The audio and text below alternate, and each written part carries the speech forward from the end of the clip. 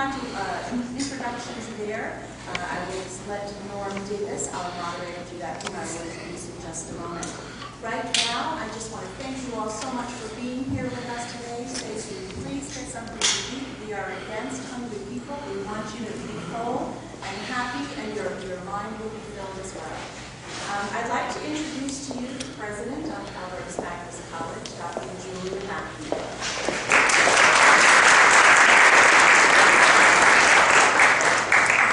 Well, good morning, ladies and gentlemen. It's still morning, and we're all having lunch, and this is great. I want to welcome all of you to this wonderful celebration of Black History Month.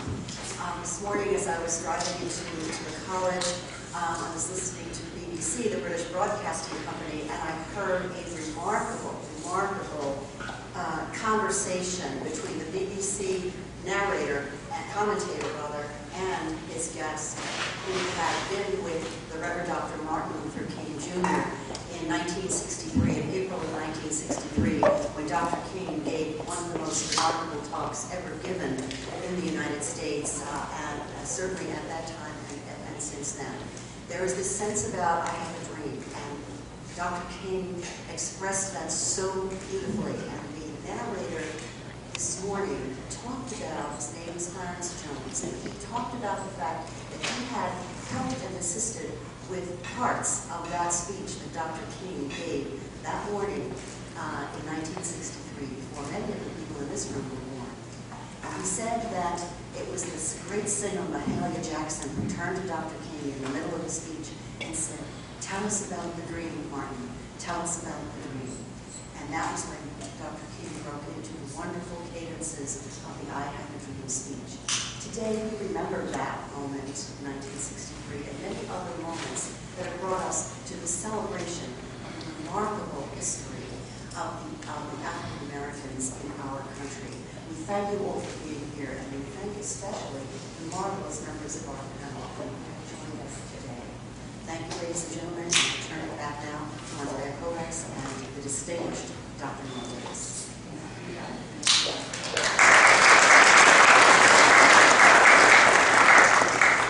Before I have the honor of introducing our moderator, there's a special welcome that we have for one of our speakers, which I think I'm going to steal your thunder, and I'm going to do it. Okay. We actually want to make a very special, we should show some special appreciation to Scot Esdaile, who is the president of the NAACP in this area. Scott and I tried to connect several months ago. Schedules did not permit him to be on the panel this morning. And as fate would have it, he was my knight in shining armor yesterday. And I want to say thank you so much to you, Scott. I know how busy your schedule was, and I did actually beg. So thank you so much. I'm excited, actually, as to why I needed to call on my knight in shining armor at the last minute.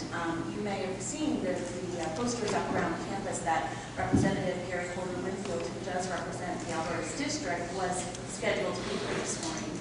And as I said teasingly to him last night, well, I guess you can't talk about Black history today because you're going to be making it. He actually is the vice chair of the Judiciary Committee of the state of Connecticut, and they are approving some judges today. So he was called to the Senate floor and could not, obviously needed to be there. He also has introduced some legislation regarding the death penalty, which made it even more important for him to be there today. So I'm very pleased to live in a world where that is not a special thing. It is all of us participating in the process. And I thank you for being there. And I'm really proud of Representative Woodward. And I hope you will too. Feel free to send him a note. He does represent us. If you have anything you want to plug in. I want to introduce Norm Davis, Professor Norm Davis, who is our moderator this morning. He received his BA degree from the University of Nebraska and his master's degree from the University of New Haven and his PhD from Union Institute University. What makes him even more interesting is that he spent 30 years in the corporate world before he returned to school to get his PhD in organizational behavior and development. And he joined the faculty of Albertus Magnus College in 1996. And I think Norm definitely demonstrates the quality and breadth of experience that our faculty here at Albertus have. Norm is also uniquely right right for this position as moderator because he's also the author of the book, The Black Quarterback Syndrome, How to Succeed as a First or Pioneer in an Organization. And I think that's what some of our conversation will be here today. So without any further ado, please join me in welcoming Norbertus.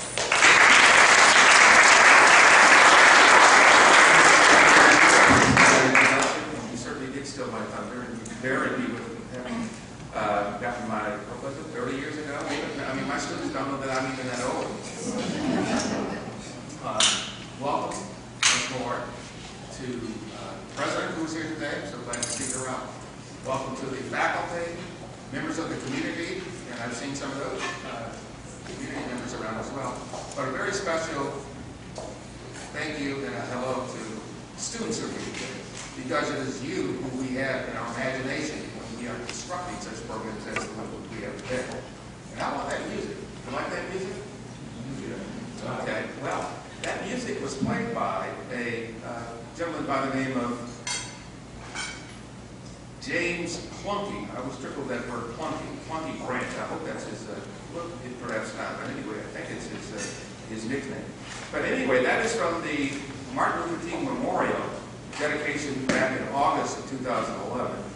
And he happened to be there playing that song. The song is called Lift Every Voice. Some of you may have heard that song before, perhaps not. But anyway, the song actually was written in 1900, and it was originally written as a poem to be read by a number of elementary school students in 1900 who had the chance to perform in front of Booker T. Washington.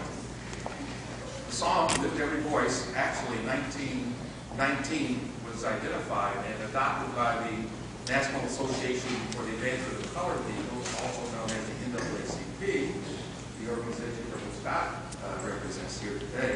They adopted that song and identified it as the Black National Anthem. If you like the melody, you may also like the words, but I bring your attention to your program because the program in front of you, or as you see, has the lyrics to the poem or the song as it is now. Okay, we of course are here today to highlight Black History Month, which is February. A month that since 1976, beginning with President Ford, each president has officially designated February as Black History Month. Something that I learned in doing the research on Black History Month was that each American president since 1976 has actually identified a theme for that year. And the theme for this year, 2012, is to pay tribute to the ways in which women, Black women, have shaped the United States and the history of the United States. Now, it would not be right, nor would it be historically accurate to acknowledge that Black History Month's roots without acknowledging that Black History's roots go back to, Black History Month's roots go back to 1915 when a Harvard-trained Carter G. Woodson and a prominent minister, Jesse Moreland, founded an organization for the study of Negro life and history. By 1926, those roots, having been nurtured through the organization itself, broke through the ground and sprouted when Carter G. Woodson initiated a celebration called Negro History Week to honor and highlight the contribution of blacks to the United States. The second week in February was chosen for this week to coincide with the birthday of Abraham Lincoln and Frederick Douglass. Who was Carter G. Woodson? The most curious among you might ask. Well, Woodson is frequently referred to as the father of Black history, as he was such a strong proponent for the study and recognition of the contributions of blacks here in the United States. Something that Woodson believed to be grossly minimized, if not overlooked, or purposefully ignored. Incidentally, Carter G. Woodson became the second black person to obtain a PhD from Harvard University, and that occurred in 1912. Now, Dr. Atkins was here earlier, and I told her I could have to change the line in my talk because she was leaving to go to the Blue and White Day, but I'm going to give the line anyway. And that simply is that Carter G. Woodson got his bachelor's degree University of Chicago, which is her alma mater. So she's not here that I recognize. So you feel free to tell her that I said anything. Okay. Indeed, it was the seeds that Woodson and others planted in 1915 and 1926 that grew into what has now become Black History Month. Now, I will express what some of you may be thinking. When do we move from having Black History Week or Black History Month to simply studying history and the history of others whose history may have been minimized or left out in the development of this great country? I do not know the answer to that question, but I consider it to be a good question, and I will offer my opinion, and that is that no one really knows the answer. But we are at least going in the right direction with such events as Hispanic Awareness Month and the celebration of Black History Month. If you happen to know who Jeremy Lin is, then you may understand why I say we are going in the right direction. New York. That's a piece of the story. But no one really knows when we will get there. If you are not familiar with the story, who is Vincent Chin? Then I invite you to find out who he is and to learn about him. If you are faculty, I invite you to learn about Vincent Chin and to consider ways to work his story into that which you teach. An examination of Vincent Chin and why so many of us do not know his story is why I do not know the answer to my earlier question. I now move toward our program for today, and I intentionally and hopefully leave you curiously wanting to at least Google Vincent Chin. Let us fast forward to today, and where it is now my honor and pleasure to introduce to you the fine panel that we have here for our program. I will first introduce them by name and title, and then let them tell you a little bit about their own Black heritage. After a brief introductory period, we will have a dialogue on the Black history thoughts of these individuals, and I will have the opportunity to, in a casual manner, ask them questions, and that will prompt their thoughts on the subject. As I remind you that today's event is just one in a series of sponsored by the Tagliatela Business and Leadership Lecture Series honoring our diversity, you should find it interesting. You should find it interesting to notice the diversity of the panel members, even though they are all three Black.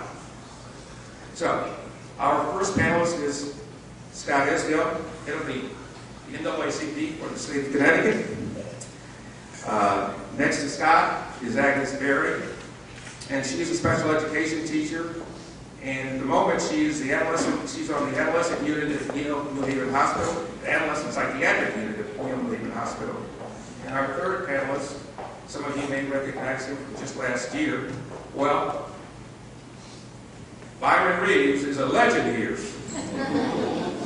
Having made the shot that was heard round the Albertus Magnus College world. The shot that he made with just seconds running out in the playoffs in 2010. Incidentally, I believe there is a game tonight, am I correct? All right. I heard a strong yes sir from over here too.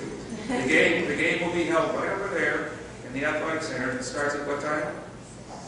7 o'clock. Okay, so you're all invited to that as well. No free lunch, I should point out. Okay, so at this point in time, I'm going to take my seat and we will commence with the informal conversation here with our panelists. Thank you.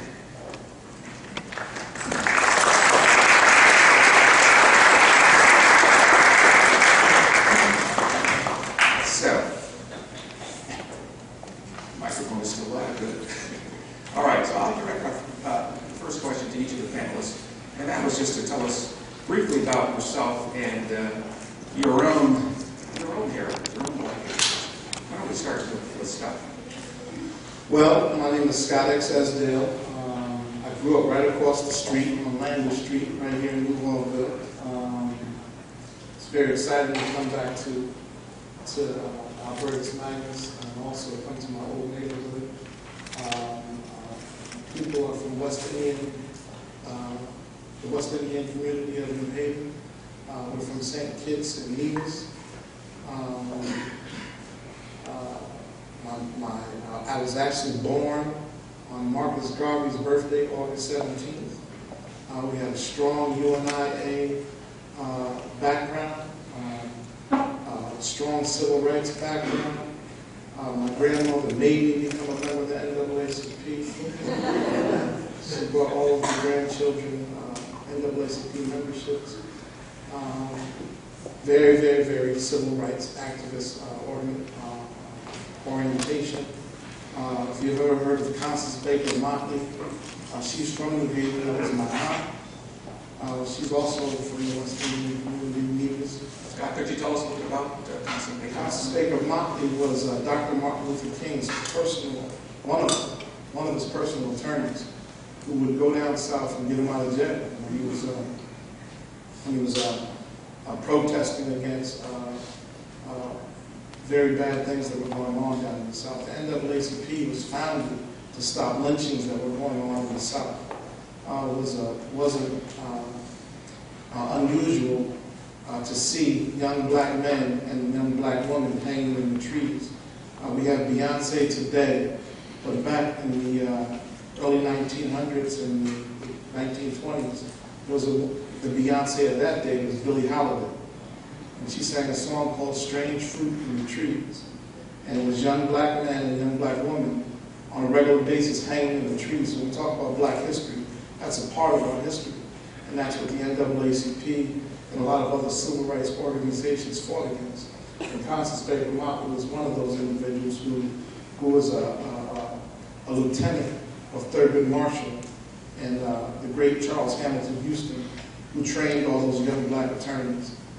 He was a graduate of Harvard University and then became the dean of Howard University and trained all these great young black minds to break down the Jim Crow laws of the South. It was Constance Baker Motley from New Haven, Connecticut, who I have some relation to, which I'm really, really proud of, from New Haven, who was one of those great attorneys that helped break down some of these laws. Okay, well, thank you, Scott. Agnes, would you tell us about your heritage, please? I was born in Spartanburg, South Carolina. I'm named after my grandmother, Agnes Finger Jones. It was a custom in those days to name your child after a relative, and lots of different cultures, not just the black culture.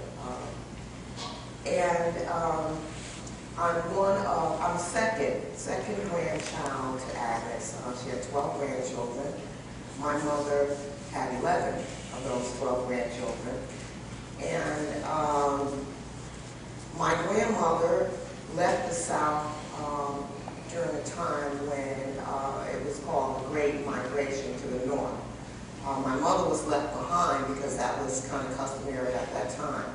But she came to the North as a domestic worker in the home, and my mother basically remained in the South until she was probably in her 30s, and then she moved to the North. So I grew up basically as a young person in Harlem. And it was during a time when Harlem was a part of a mecca of sorts. The North was a place that you would go to be more prosperous, to have more opportunities. So half of my siblings were born in the South with me, and the other half were born in the North. So it's a fine mixture of how our lives were in terms of the things that I can remember as a child growing up in the segregated South.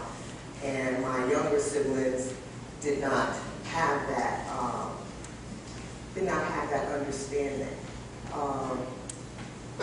So it's really different, I know, for a lot of young people today to understand why some people of my generation take offense to the N-word.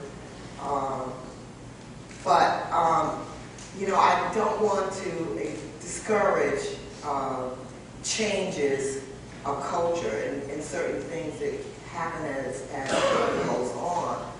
But I'm hoping today that I'll be able to just share a little bit with you of what it meant to kind of grow up in the segregated South.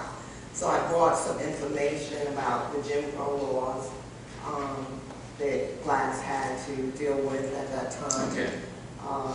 We'll get a chance to come back to that. Yeah.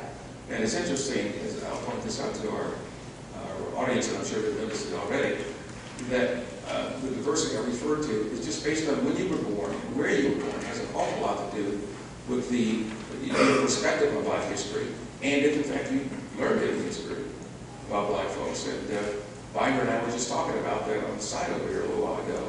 And I was explaining how in my school, grammar school I'm talking about, there were only two Black people that were ever mentioned that did anything, and that was Booker T. Washington and George Washington Carver. So it's, you know, it's nice to now move to hear from Byron, and for Byron to give us his perspective on the first question, and also his history with regard to the heritage. I was born in Connecticut. Right here at home. Right here at home. In the neighborhood? Yeah, Hamilton Street. Hamilton Street. It was rough. Hamilton Street. It was rough. But my mother made it out and moved to Hamden.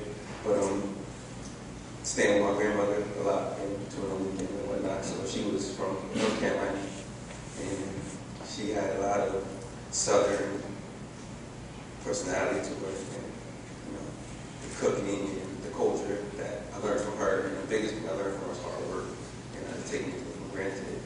You know, as far as my heritage goes, it's really, for me, it's really seeing my mom, my parents, their parents work so hard, and they instilled that nothing is given. You have to go earn everything. So, with me being so driven how I am now, I just owe it to my parents. And that, I really don't have that kind of story or any crazy background because of my age, but I know that my parents had it, my grandparents had it. Did they share freely with you, or did they withhold certain information so that you didn't have to experience the pain? No. I mean, my mom always said, I went through things, so you don't have to. So you don't have to go through. And the same thing with my grandparents as well. So we paved the way for you. Now you are to capitalize. Hold your head up. Absolutely. And respect the family. Absolutely. And move forward. Absolutely. Okay. Let's go to our next question. So how have you been influenced by the presence of Black history and Black History Month? Do you think you were influenced by this at all, Scott? I think I definitely was influenced by Black history. I think that my day-to-day activities I always reflect on, and the great achievements of individuals before me with a whole lot less. They didn't have cell phones, they didn't have Twitter and Facebook and fax machines and all the great technology that we have today, but they accomplished so much. So if you would look at Harriet Tubman trying to take people that are slaves and bring them up to Canada and work through a huge network of the Underground Railroad, how did she accomplish that way back then? And with all the resources that we have today, why aren't we doing more? So I just strive to encourage young people to study a history and learn of the great accomplishments of the past and try to implement that type of work ethic as Byron just stated, that you need to put that in the day-to-day livelihood and really push hard to achieve more than they achieved in the past. I want to make a comment now before we go into Agnes, and that is the work that you do, Scott. You know, when the semester started in January, something happened here locally. It just kind of wrecked my schedule in all three of the courses that I'm teaching right now during the day. And that was the blow-up of all of those events over in East Haven. Okay? The mayor responding to a question about how are you going to extend yourself to the Latinos in your community, having had 4 policemen indicted treating them poorly, profiling, and so forth. And then the chief's response, not the chief, but the mayor's response was, well, maybe I'll stop and have some tacos. But what I want the audience to know is that you were there the next day or that same night. And it's not easy to take these kinds of roads. You have to have courage to do this. You know, what is courage? It's stepping through fear. There are things that can happen. So you should understand what Scot does, and I suspect you were moved to do the kind of work that you've done by the orientation that you got from your family and the conservative motley and other things that you've seen.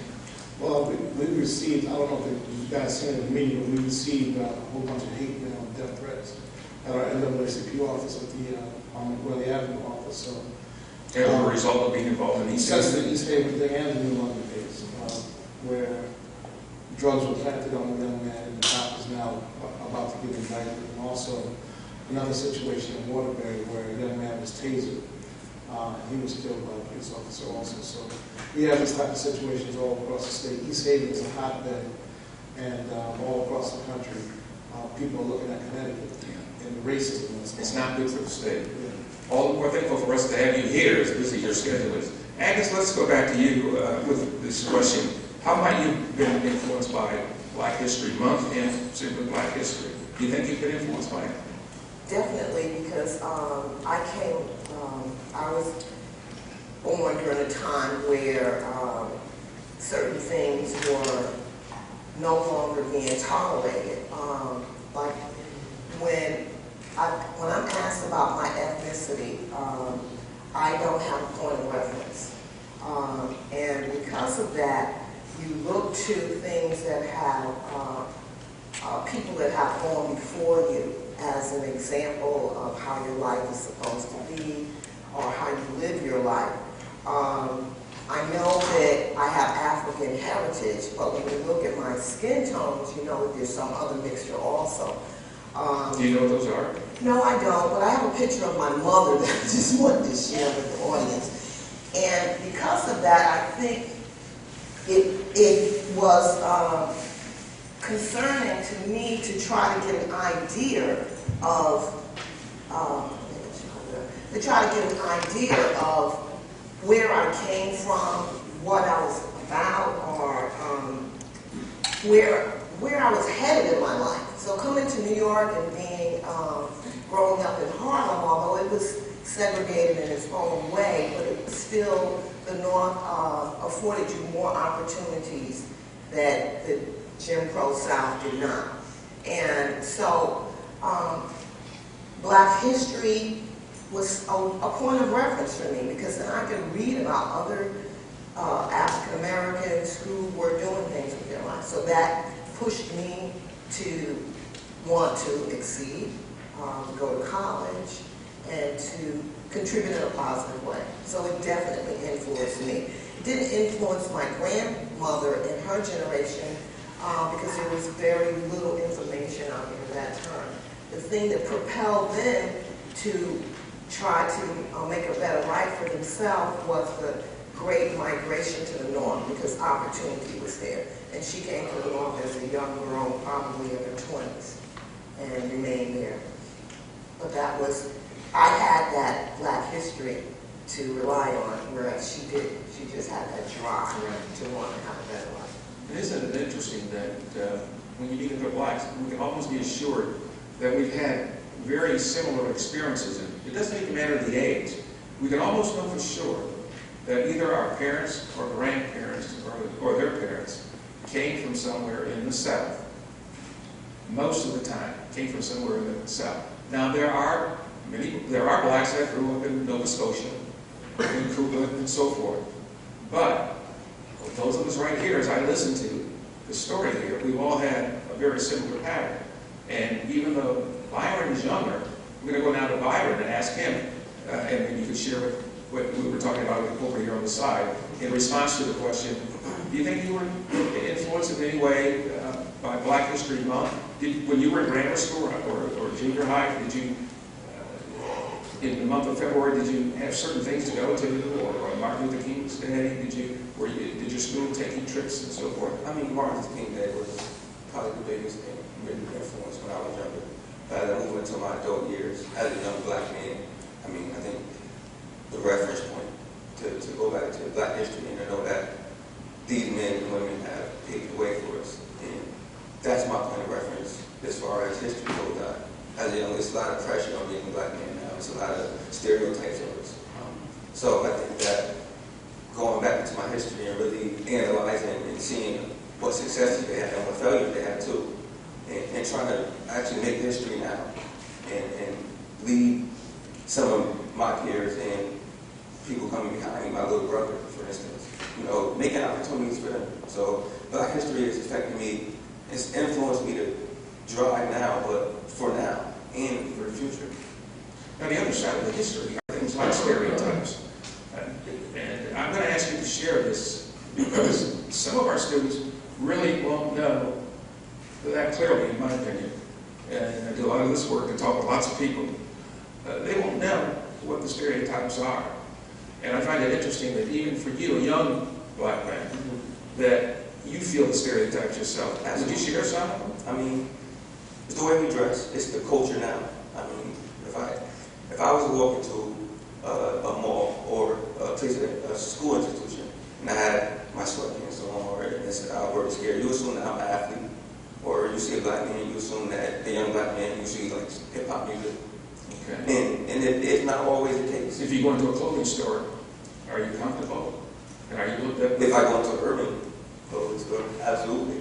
But if I go into to go buy a suit, the Milford Mall, and you have your sweatpants on, that's fine. That's an urban spot. But if I go into a tuxedo spot, they look at you a little bit different. And they say, for instance, me and my coworker, we were actually in the store the other day. We were in the aisle, we were looking to buy something, and all of a sudden, this guy comes over just to do nothing. But because of our jargon, we were talking, and how we were looking, he might have assumed that we were going to do something. And it wasn't the case. We both have degrees. Mm-hmm. But you can't read that. That's not something written on your chest. You know, it's what you wear is written on your chest. And it's bad. It's a bad thing. It's a bad connotation to have. But I really think black history and now is we can have a big influence 20 years from now. Because now, 20 years from now, you can look at a black man with a sweater, you want to say, hey, he's not a thug, or he's not going to shoot you. That's right. Especially in the community. Now, do you mind sharing a comment that you made to me over here, the embarrassment in terms of the history? Right. And I've experienced the same thing. Right. Many times. Most recently last week. Right. Well, I'm a graduate in University of Bridgeport, and I just learned who Carter G. Woodson was. Just learned that he was the founder of Black History Month. Founder. And you're talking about I did this every year since I was in grade school. And I'm just finding that out. It's mind-blowing. That's mind-blowing. Well, you know, the Tuskegee Airmen, it was about 20 years ago, and I recognize that I'm the moderator, but I can't help but put some things in here too. It was about 25, 30 years ago when I first heard about the Tuskegee Airmen. And I saw this on some public television station. I was so embarrassed that I did not know about it. Now, this was 30 years ago, and I'm embarrassed, right? And so I went out and bought the series, the documentary. I paid $400 for it, and I saw it over and over and over. And now, about 2 weeks ago, the movie Red Tails came out. And some of you may know about the movie, which talks about these black soldiers that were taught to be aviators, pilots, in World War II. Now, some of you will be just finding out about this now, if you go see the movie, or if you choose to read about it. But I was so embarrassed by this that I went out, I felt that I should have known that. Now, my parents grew up 40 miles from Tuskegee, and looking back on it, I mentioned this to my mother, and she said, of course we told you about that. But you know, I was right over my head. Okay, this is what happens when you grow up in Illinois. I grew up in the north, right? Oh no, we don't want to go down into the south. We don't want any part of that. We don't want to pick cotton, and on and on and on and on and on. But your eyes open as you grow older. Now, the comment that I said last week that I was, and I guess I shouldn't be embarrassed at not knowing this because I suspect maybe you may not know that either. But they're I can just chime in. I don't think that you should be embarrassed. I think that you need to look at the reality that America is a racist country. And the reason why we had to fight so hard is because we fought against a racist institution. And the racism, the foundation of that racism is that our history is more important than your history. So when you went to school, they would tell you their story, but they wouldn't tell you our own story. Right. And anytime we tried to get our story told, people were killed, people were maimed, lives were destroyed, so we had to keep our story quiet. And even at a different level, I went to HBCU my first year of college. And for those that may not know, HBCU is Historically Black college university. And even still, I only had one class about African American history. Well, let me go to the history of that. Because those institutions would not get funding Right. if they taught black history. So they had to compromise and give the state funding in order to keep the institutions open.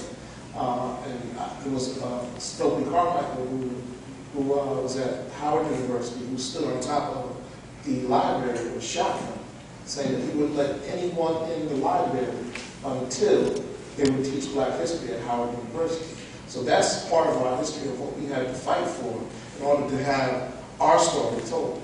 So I wouldn't be embarrassed, but it is a shame that this country conducted themselves like that. Well, I want to use that word embarrassed because he used it and I use it. It's a mixture. You know, it's a mixture. You're absolutely right in terms of that. Well, I just wanted to interject, and I think that's why I felt the need to just get some printouts on Jim Crow laws, because of the way those laws were able to suppress a group of people by using lynchings, killings. It was terrorism in those days. And you know what terrorism is now because of what happened with 9/11 and so forth, and you see things going on. So you can imagine a group of people who had no means to get away from the Jim Crow laws, having to live that. So a lot of things were suppressed.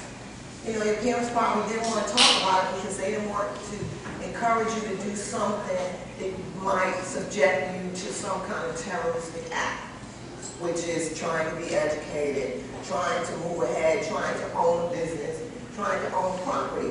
All those things were suppressed and denied. They weren't. But if I could add on to But not always intentionally, but it still has the same effect, whether it's intentional or whether it's omission. It has the same painful effect. If I could just add also on that particular piece, there was a time when if anyone taught a black person how to read, they would put their lives in jeopardy. It was white women who went against their husbands that would take us in the basement, take us in the farm, in the barns, and help us learn how to read. And it wasn't always, you know, we had people from the white community that put their lives on the line, and some were killed. Some were killed for helping us get the opportunity to learn how to read and get educated. And many people that also helped on the Underground Railroad helped us get to freedom. So there was, I don't want you to get this picture that all white people were bad. There were a lot of white people who put their lives on the line to help us get to freedom also.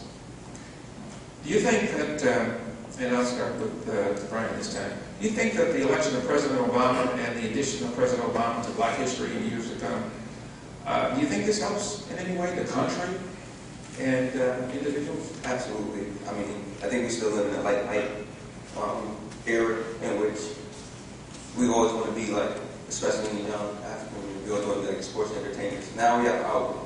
Now we have something to say, and it's not a doctor, because we can't see a doctor. You might want to be a president. We can't see a doctor that's worked at a black doctor that works at a, but we see Obama. You know what I'm saying? And that gives us confidence. That gives us confidence to say, you know, the rap songs like the 90s, they used to say, to be a black president, or movies about that. I think Chris Rock did a funny little head of state. It was all these different things, but now it's a reality. And now you have it, and it's real. So now you can teach, and those little things in my head, I used to always remember, you can be anything you want to be when you were in high school. Right. And now you can do it. Now you reach the top. You believe it even more so. Absolutely. And to see him. It's you feel proud remarkable. when you look at that? Absolutely. Absolutely. Agnes, how about you in answering to that question? Yes, I do. And when I go to work out, I wear my Obama hat. And I know I can especially right now, you know, but I wear it anyway. You know, it was from the first election. I haven't bought any new gear. But I wear that, and people look at me when I walk into McDonald's, like, where's she going at? I'm very proud. And it's something that I never thought that I would realize in my lifetime. Because I'm, you know, a bit older than some folks. But anyway, it makes me very proud. It makes me realize that all of the blood, sweat, and tears of people that went before us amounted to something that we could all hold on to, that we could put in the history books, and the young people coming after us can be proud of that and realize that, you know, it was a turning point for America, because finally America could actually say the creed that all men are created equal and can have something to back that up with. Scott, you get around the state and around the country for that. I got a chance to meet I him can't twice. wait to hear. Have you really? Yeah, it's like being in the presence. What was he like? Oh, he's out of this world. And it's like, I don't know, it's like kind of weird, because it's like being around Jesus or something. I've never been in the room with my mind. But it's like you get a real funny feeling being around him. He's a really, really funny guy. He makes you real warm. Michelle Obama, First Lady, also makes you real warm. Other people respond similarly to him as you do. Is that what you see? Yeah, I mean, when he walks in, well, the first time he was a senator, he was running for office. I'm on the national board of the NAACP, and Senator Dodd was running for president at the same time. And I was in a very awkward position because I'm from Connecticut. I'm supposed to be with Senator Dodd, and we were in Detroit, and Detroit's like 90% African American. And I'm in the back, in the green room. And, you know, they open this big door, and then Senator Dodd walks in, and everybody gathers around him. And then Hillary Clinton came in, and everybody gathered around him. And then when Senator Barack Obama came in, the doors opened up, and the security came in from all over the place. All these big Cadillac trucks came in. I mean, the security was on a whole other level. And he just walked out. I was like, wow. I mean, just like the crowd just went crazy. So it was like a whole nother. And then when he walked up and shook my hand, I was like, wow. Yes, just the fact that Obama, too, especially coming from an athletic standpoint, you see him on ESPN, and you see him in places in which a normal president wouldn't be, or where a black president wouldn't. You wouldn't expect him to see it. So as an athlete, I think coming from that point, it's like, wow.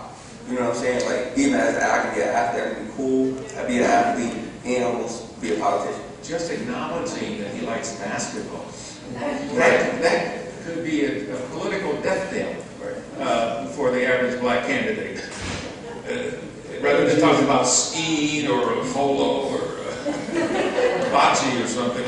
You know? So he has that effect. And now he's even singing blues, right? The energy that he brings is awesome. He's humble.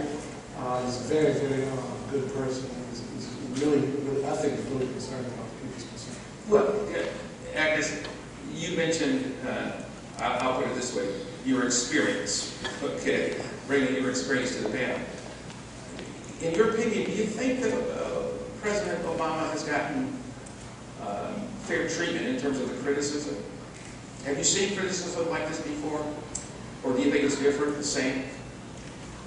You know, I don't remember the temperature of the criticism being this high. With other presidents. There wasn't. There just seems to be this, you know, temperature that brings it to a different level than when other presidents were in office. I always felt that there was a certain amount of reverence for the office and the person in that office.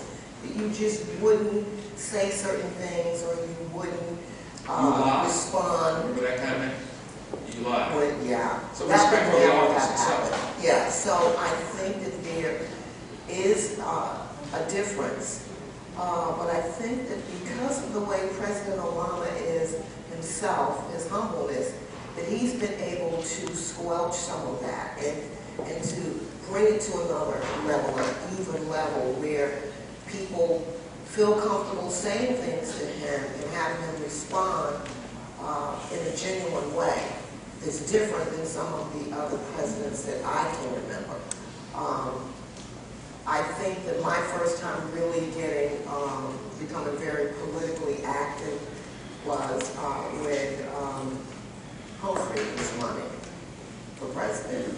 And that was in the 70s. And I just, I wanted him to win so bad, and he didn't. But anyway. I'm sorry to cut you off, but I think I see a hook over there. Do we have time for take some questions from the audience? Because I think that the audience certainly may have some questions. Can we open it up? You can direct your questions to the entire panel. Yes. Dr. Reaves, I just wanted the audience to know, and our honored guests to know as well, that Constance Baker Locke was an honorary degree recipient cast from Albertus Magnus College back in the 1970s. We were privileged to welcome her as she addressed the graduates and graduates. I know that. Yes. Wow, that's true. And she was a judge. Okay. First African American female fellow with it. That's right. From New Haven. From the neighborhood. And the relative. Okay, we have time for more questions. From the floor, certainly my students or any other students or anyone at all, faculty, administration, feel free to ask any questions at this point. Yes.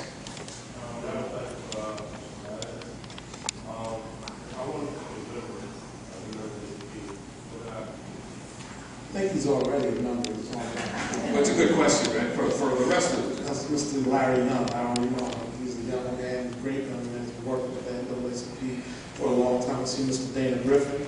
We have some NAACP youth members in the crowd. I'm real proud of them for being here today. I'm really proud of the Albertus Magnus basketball team. I want to come to the game tonight. Really proud of you guys and keep doing the great work that you're doing, bring a lot of attention to the program. Please encourage more young men from the New Haven area to come to school here and keep pushing their education. One thing that's really crazy, and the NAACP, you asked the question about how to become a member. Our offices at 545 Welly Avenue. All you have to do is pay $10 to become a member. We have 5 college chapters in this area. Actually, my sister is the advisor for the 5 college chapters. We have on Yale's campus. We have one on Quinnipiac's campus. They just registered 80 members. We have on the Southern Connecticut State University. We have UNH. And we have, did I say something? And we have the youth council. The youth council is, we have 5 youth groups here. We'd love to start one here at Albertus Magnus.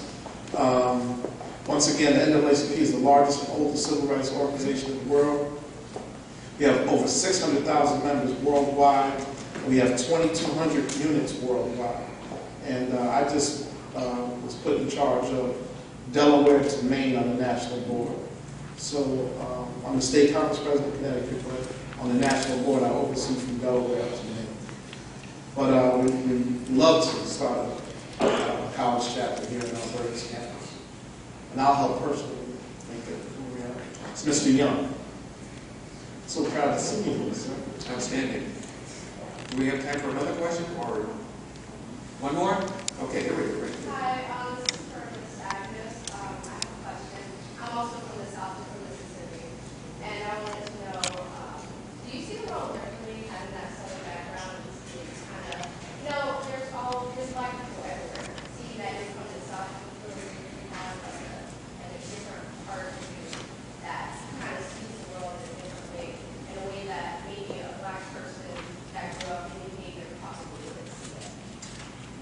Yeah, I think that it's a blend. I have that experience, and believe it wasn't such a negative experience because segregation can be a protective kind of environment because our parents kind of kept us separated from some of the evils of that type of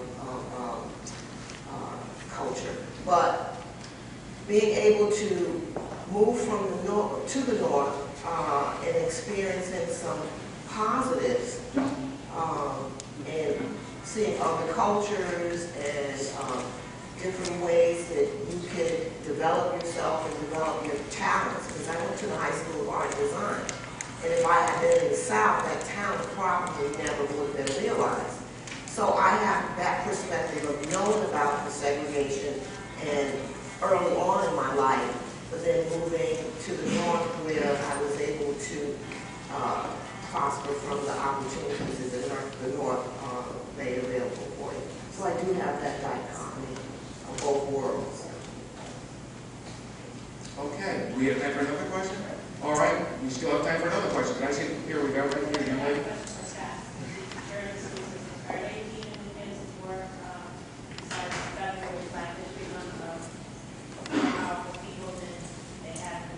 I would say absolutely not. I'm really disappointed in reference to the level of African American history in the curriculum on high school, in the high school institutions and also on college institutions. I think that they need to be more incorporated into the daily curriculum.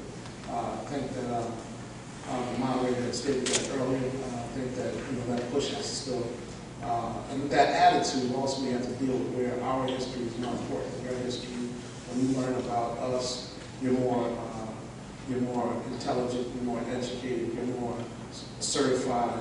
When we talk about your history, that's more of a low-level alternative education or elective course. But our history is the most important history. We learn from our language, and that's something that America's always been built on. I think it's starting to be more receptive of diversity now, but we need to continue to push to make sure that all individuals have a seat at the table. All right. Well, turn the program. You have another question? Let's take that question, please.